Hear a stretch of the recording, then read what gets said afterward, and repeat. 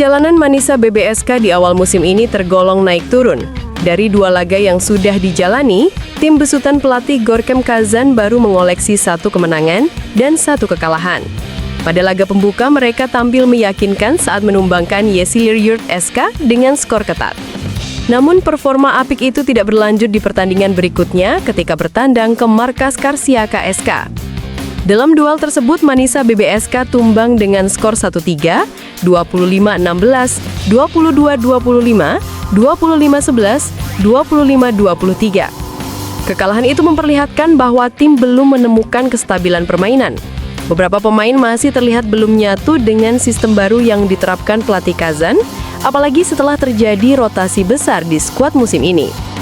Pelatih Gorkem Kazan memang mencoba berbagai kombinasi formasi. Ia memberi kesempatan bermain kepada 2 pemain anyar, yakni Nisan Barut, pemain muda asal Turki yang menggantikan Cansu Ayoldis, serta Dariana Hollingsworth Santana, pemain asing asal Amerika Serikat yang berposisi sebagai opposite hitter. Namun penampilan keduanya masih belum maksimal lantaran waktu adaptasi dan latihan bersama tim sangat terbatas. Di sisi lain, absennya Megawati Hangestri juga menjadi faktor penting yang mempengaruhi dinamika tim. Pemain yang dijuluki Megatron Indonesia itu sejatinya merupakan salah satu kunci serangan Manisa BBSK musim lalu. Keberadaannya memberi warna berbeda dalam gaya bermain klub Turki tersebut, terutama lewat spike keras dan kemampuan membangun momentum serangan cepat. Namun untuk musim ini, Megawati memilih fokus memperkuat timnas Indonesia yang tengah menjalani pemusatan latihan, pelatnas, sebagai persiapan menuju SEA Games 2025 di Bangkok.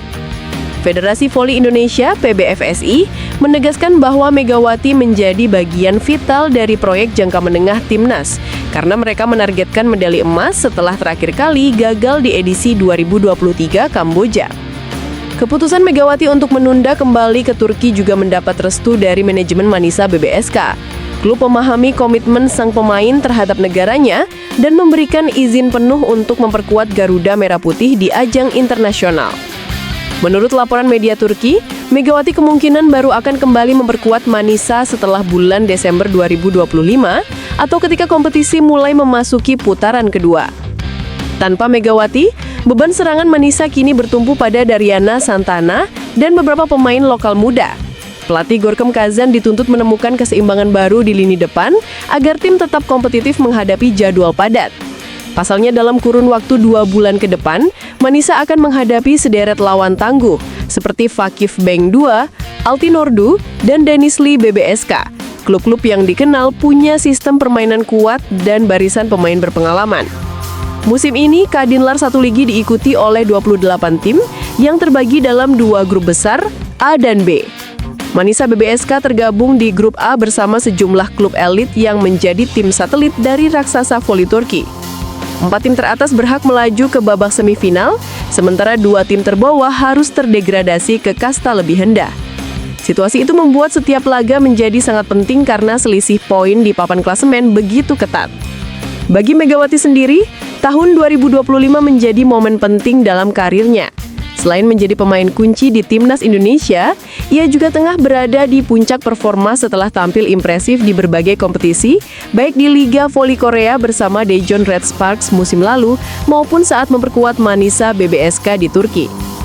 Dengan jadwal padat dan ekspektasi tinggi, fokus Megawati kini tertuju pada satu hal, yaitu memberikan prestasi terbaik untuk Indonesia di SEA Games sebelum kembali menatap karir internasionalnya. Dengan demikian, Manisa BBSK harus berjuang keras menghadapi sisa jadwal hingga akhir tahun tanpa kehadiran Megawati. Namun semangat tim diyakini tetap menyala. Jika para pemain muda bisa cepat beradaptasi, peluang Manisa menembus 4 besar masih terbuka lebar, sembari menunggu sang Megatron kembali membawa energi baru untuk tim di paruh kedua musim nanti.